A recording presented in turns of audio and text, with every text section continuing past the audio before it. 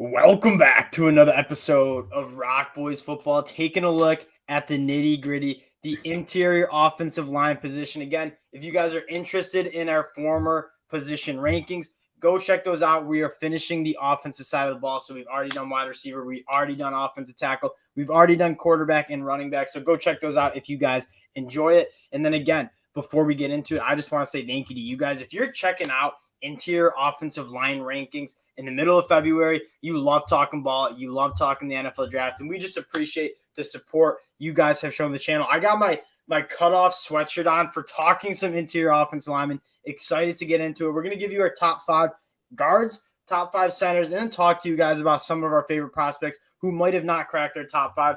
Dill, I'm going to kick this one off to you. Let's start with the guards. Offensive guard number 1 for you. I still think I have Osiris Torrance, and that's just when you watch him play, he is, I mean, that size, he's a guy probably you don't want in a zone scheme, but that big, that strong, by far the best pass protector in the draft in the interior, in my opinion.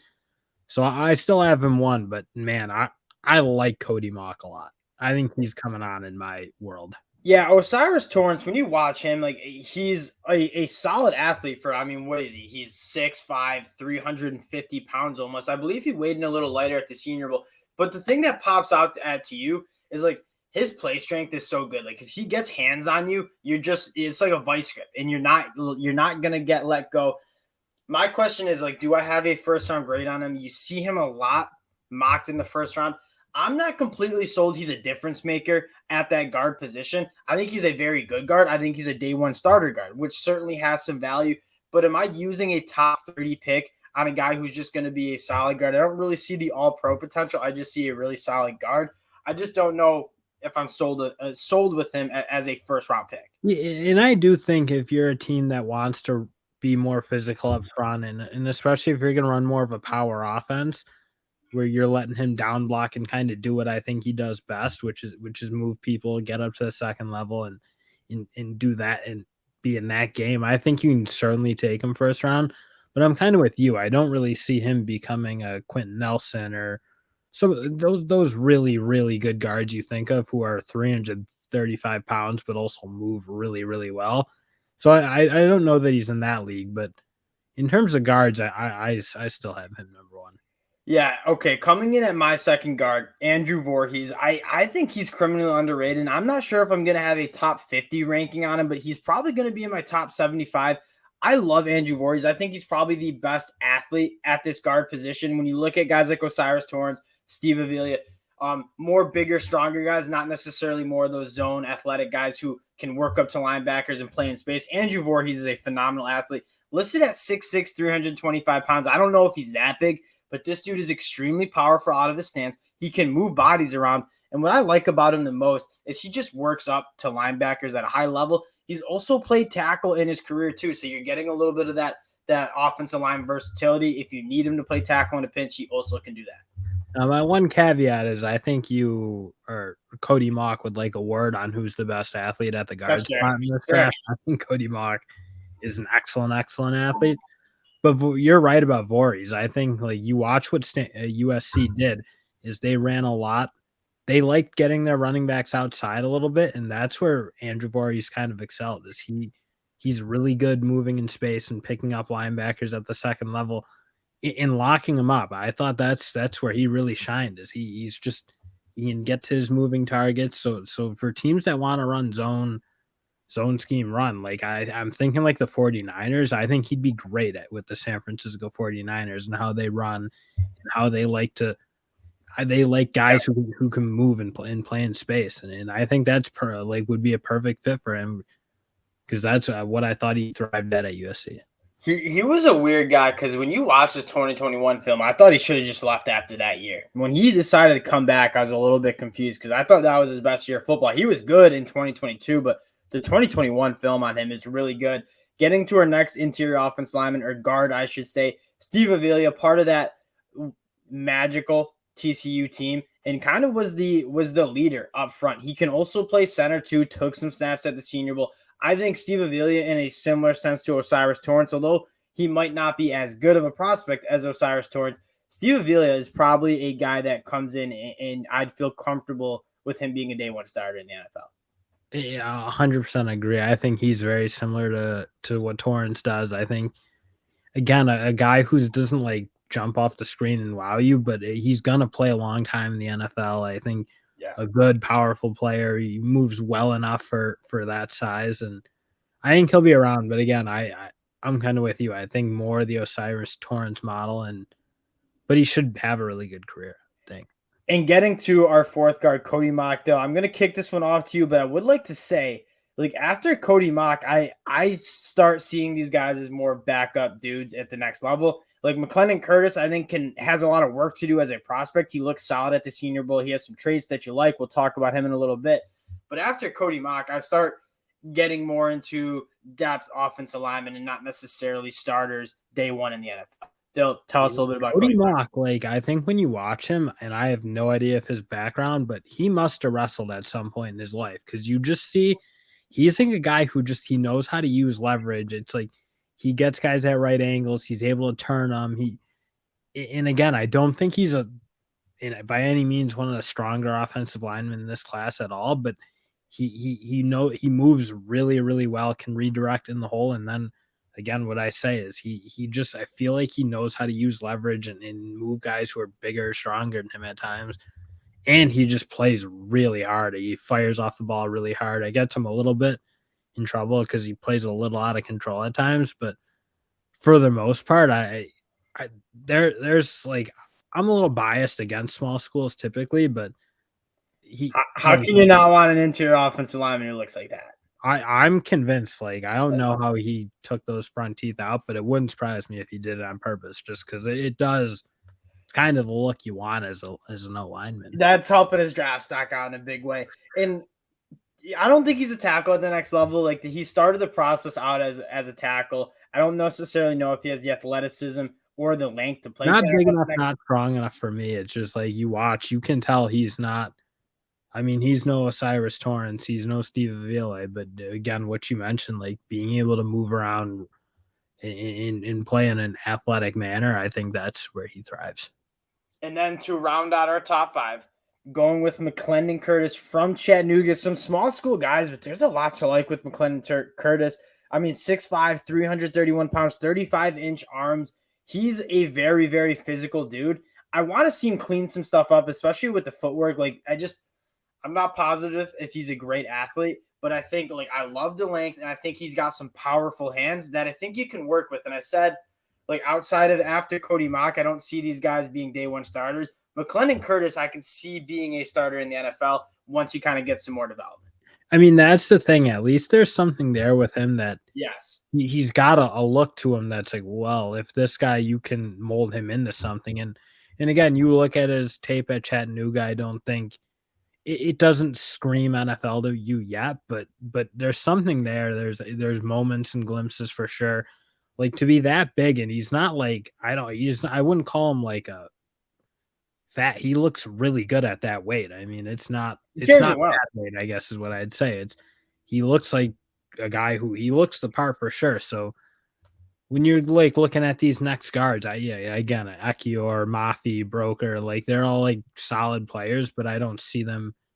I don't even know that you'd ever develop them in this like really high quality starters in the NFL. And then to touch on a guy like Jackson Kirkland, who was getting mocked as a first round pick heading into the 2021 season. So this was the summer of 2021.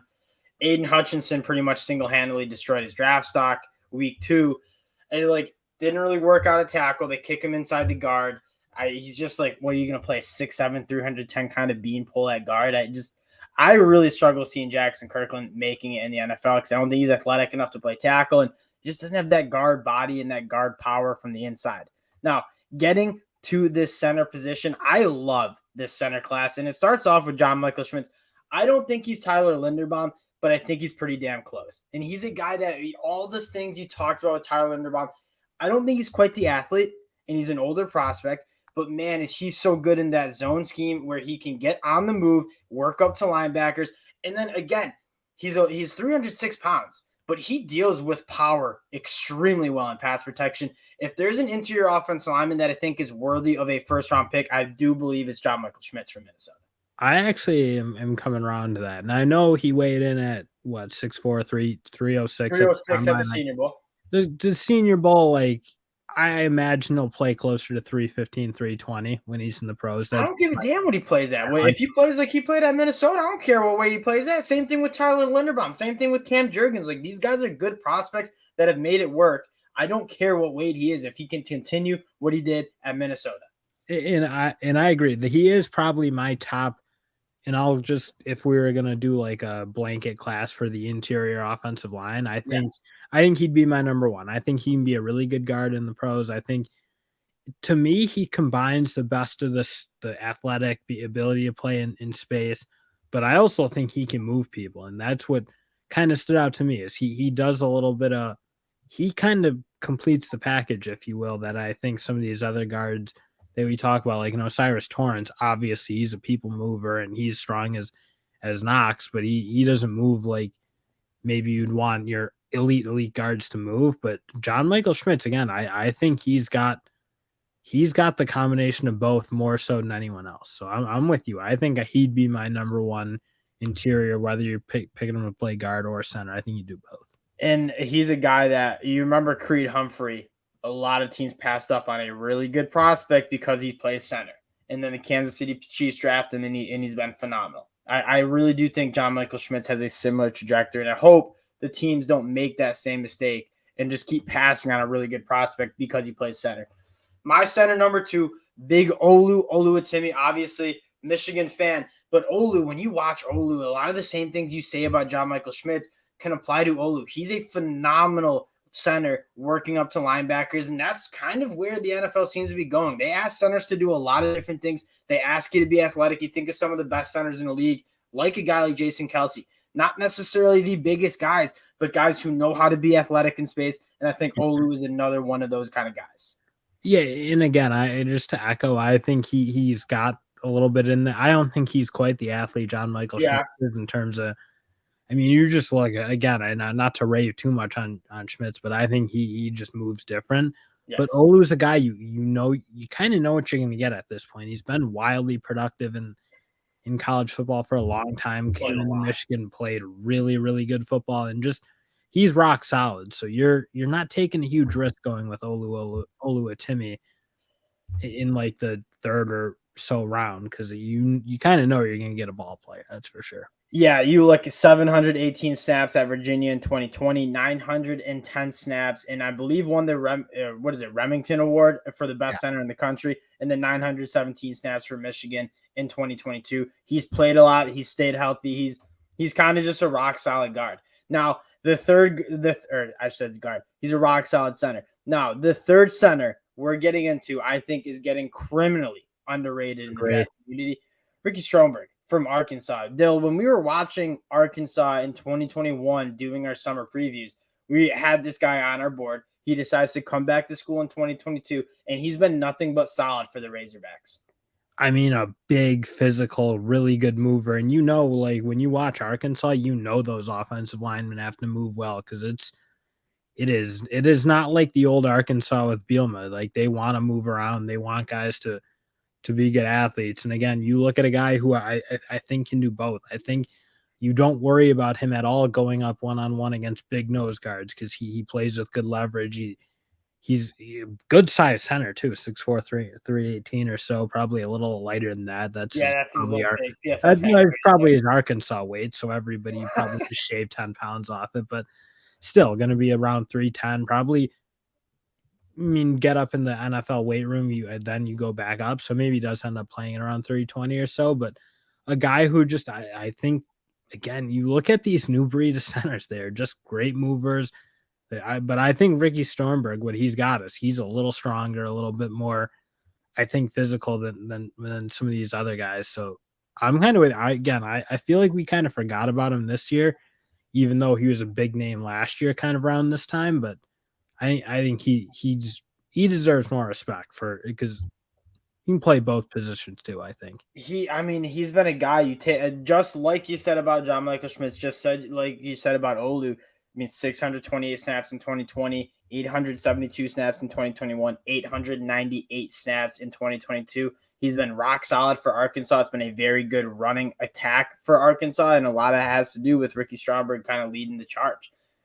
Center 4, and again, this falls into another. I mean, I think all 4 of these centers that we're about to talk about can start day 1 in the NFL. Luke Weipler from Ohio State, a little bit of a smaller center, but a very, very good athlete. And I'm interested to see about Luke Weipler because he's, I mean, another guy who I don't think he's got the upside of Stromberg and John Michael Schmitz. I don't think he's as athletic as those guys, or in that similar vein, like Strong. I don't think he's just got that next level athleticism, but another guy who you just know what you're getting. He's been at Ohio State for a while, and he really took that center position, hasn't really given it up, plays every game pretty much, and just really rock solid too. Very much like Olu. These 2 guys, again, I don't think you're taking them to be Pro Bowl type players, but they're just going to be good players for a really long time. Yeah, the one thing with Luke that you want to see is at 300 pounds, some of those bigger defensive linemen can get into him a little bit, and the anchor is sometimes a problem when it comes to pass protection. But if you can kind of shore up that, I think he's another guy that's probably could be a day 1 starter at the next level. And to round out this center class, and we'll talk about some of the other guys we left out, Joe Tippmann from Wisconsin.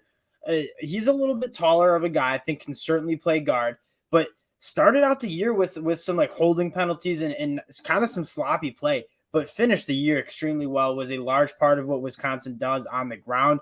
Joe Tippmann's a guy that I don't know if I'm necessarily as confident with him being a day 1 starter, but definitely a feature starter at the next level. Yeah, I mean, for me, I'm a little lower on him than the other 4 in my mind. I think those other 4, again, you just didn't see a whole lot of kind of glaring holes in the game. I thought Joe Tippmann, like, you saw moments where he was just playing really high and not moving guys off the ball. And to be that big at center, like, you need to be able to play with excellent leverage. And I agree necessarily know that that's how he was playing his whole career. So I almost think at some point, like, maybe you just move him out to guard and try him there. Cause I didn't think the center play at Wisconsin was quite at the level where it makes me think there's much of a shot he's ever going to start meaningful reps unless injuries are occurring, because I just don't think you go into the season with him as your starting center.